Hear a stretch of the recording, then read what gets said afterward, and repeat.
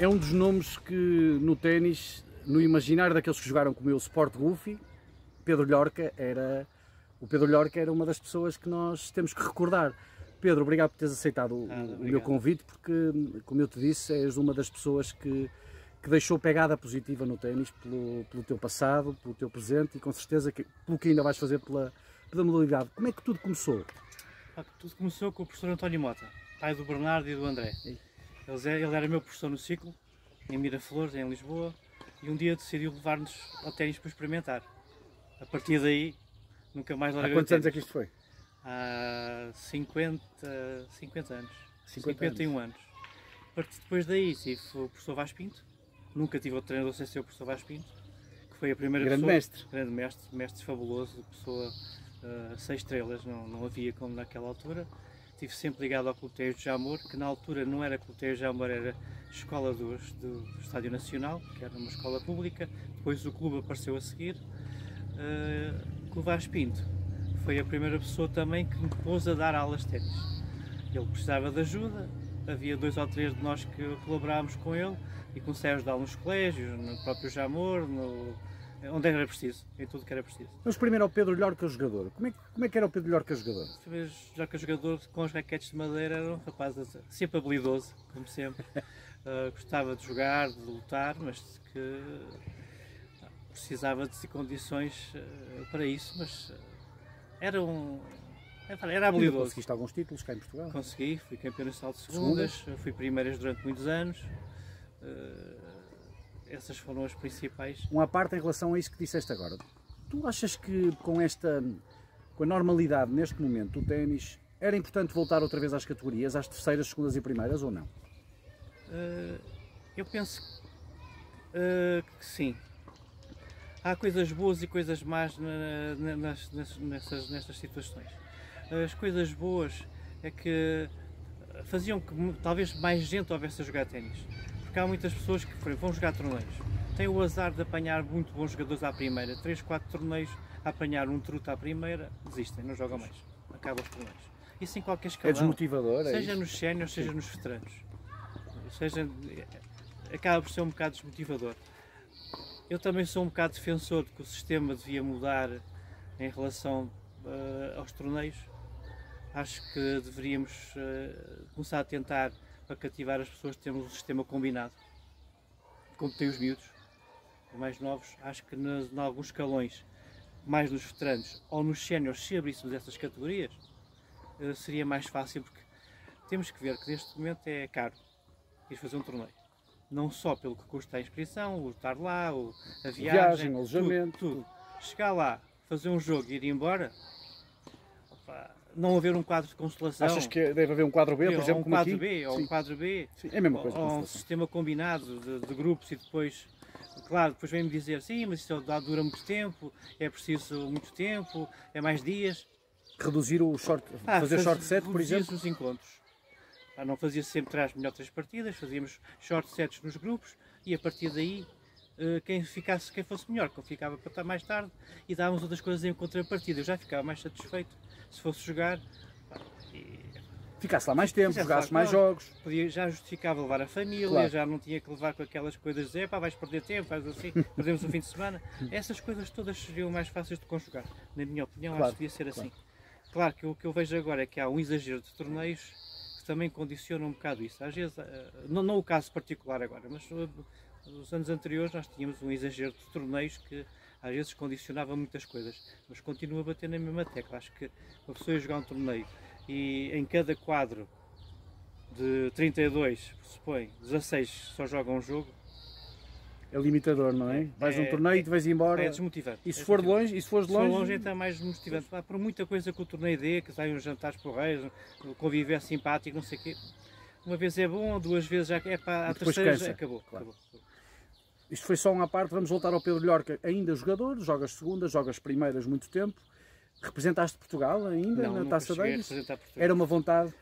Não tinha hipótese, havia jogadores muito melhores que eu era um jogador... Quem eram os teus contemporâneos era na altura? Era um jogador razoável, os meus contemporâneos eram o Miguel Soares, o Vilela ainda? O Vilela não, o Vilela já mais estava antigo. No fim, já não estava, praticamente estava na Alemanha, já não estava cá, era o Manecas, era o Luís Sousa, um bocadinho mais velhos, mas todos. Silva. O Luís Filipe também já era do escalão acima, mas era o Arsénio Marte, eram os Cordeiros, todos jogadores todos jogadores que estavam num nível. O Maio ainda? O João Maio estava já. Ele era mais novo? O Maio era mais novo. O Maio treinou connosco, comigo e com o Luís, nem no Boa Vista ainda. Exatamente.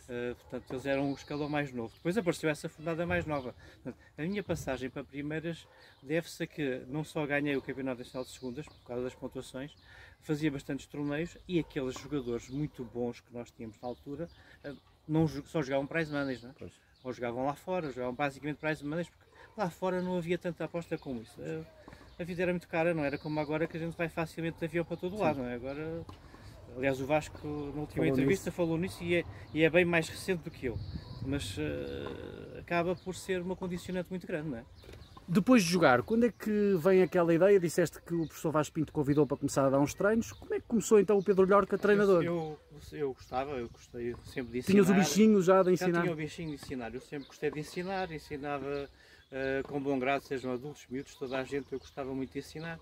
Depois apareceu o primeiro curso de treinadores em Portugal, do qual eu fiz, e a partir daí foi desde... estive no Benfica, a lançar o Benfica ainda numa altura em que tínhamos uns campos ao pé do terceiro anel, debaixo de uma bancada, num sítio, não no clube novo que eles depois fizeram, que entretanto também já acabou. Tive muitos anos na Escola de Ténis João Lagos no CIF, estive no CIF também, sem ser a Escola de Ténis João Lagos, estive nas Olaias. Digamos que andei durante ao longo dos tempos, à exceção de alguns casos, fui para os clubes, revitalizar os clubes, alguns que estavam mortos, outros que estavam a morrer, outros, como o caso do Ténis do Porto, que foi o Luís Sousa que me convidou para ir para o Porto, estava eu em Lisboa a trabalhar no Escola de Ténis João Lagos, para trabalharmos com a competição de Ténis do Porto. Foi uma situação complicada na altura, porque fizemos a passagem do Clube de Ténis do Porto Antigo para o Clube de Ténis do Porto Velho.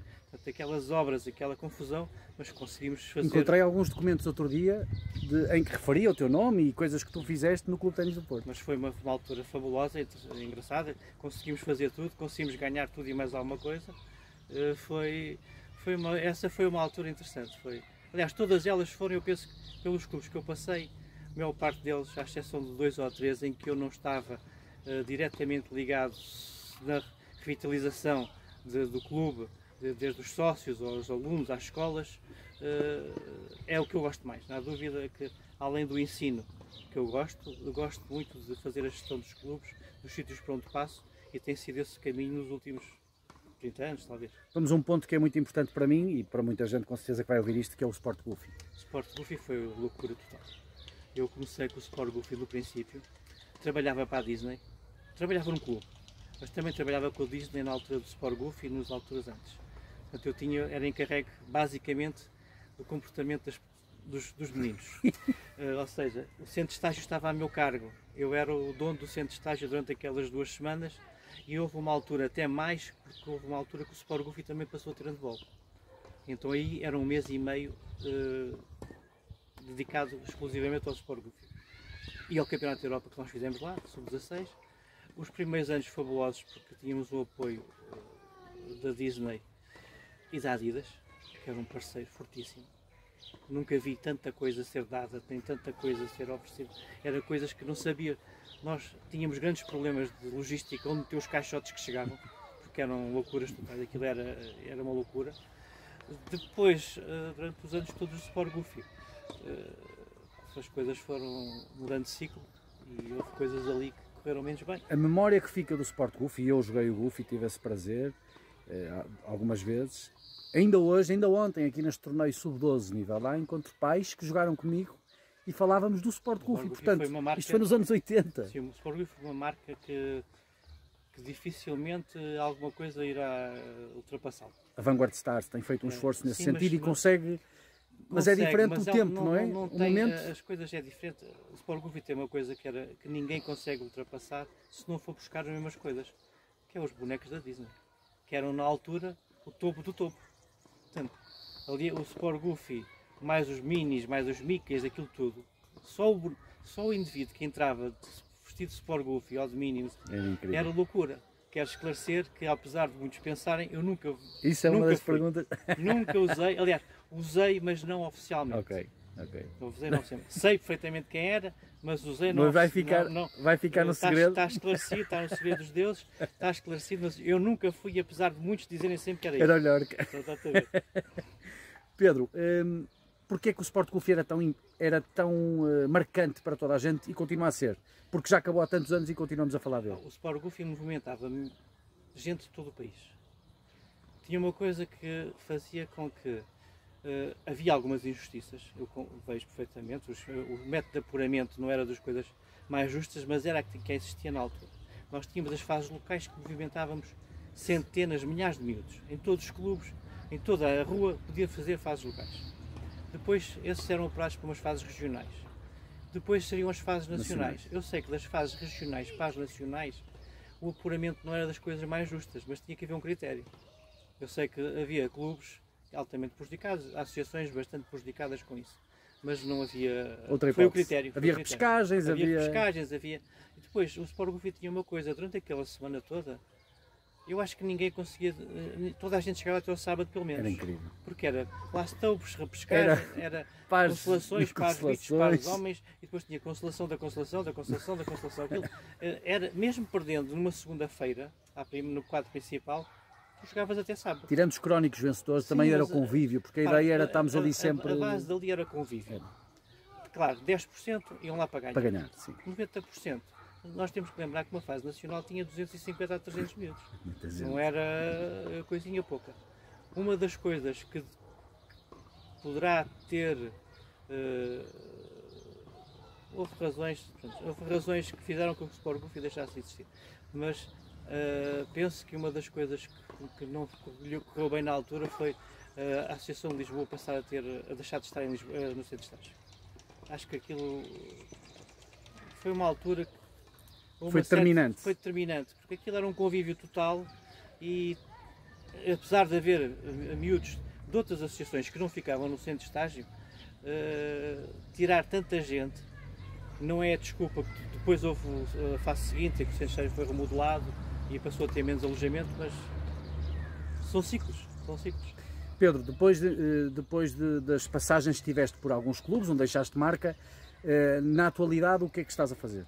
Nesta altura estou de férias. Estás ligado a algum clube? Não estou ligado a clube nenhum. Estive em Coimbra até novembro do ano passado e agora estou... disponível para abraçar outros projetos? Disponível para abraçar outros projetos, sim. Tínhamos um projeto agora para julho com umas clínicas no Algarve com jogadores estrangeiros que furou tudo por causa da pandemia, mas estou disponível para abraçar outros projetos. Tenho alguns em vista, vamos ver. Quais são os teus desejos ainda no ténis, Pedro? Desejos? Contribuir para a modalidade, para que haja mais gente a jogar. Quanto mais gente houver a jogar, melhor. Eu sou um apologista que temos que dar condições às pessoas para jogar. Há muito mais condições. Não podemos dizer que o ténis é caro. Já foi, não é. Custa mais umas sapatilhas para correr do que uma raquete de ténis. Há modalidades muito mais caras. Eu penso que há uma falta de coordenação e de organização para pôr mais gente a jogar. Os clubes são muito fechados, têm as suas escolas, as suas coisas, mas há pouca abertura. Penso que tem que ser um trabalho maior das associações, principalmente das associações, que acho que não fazem tudo o que podiam fazer. Com menos dinheiro, mais dinheiro, neste momento não nos podemos queixar do dinheiro porque tem havido, a Federação tem fornecido dinheiro às associações, há muitas coisas para fazer, apesar de não haver patrocinadores grandes patrocinadores, mas há patrocinadores em sítios pequenos que poderão, com algumas boas contrapartidas, fazer a modalidade funcionar perfeitamente. Pedro, muito obrigado e parabéns pelo percurso que fizeste no ténis português e vais fazer com certeza. Obrigado.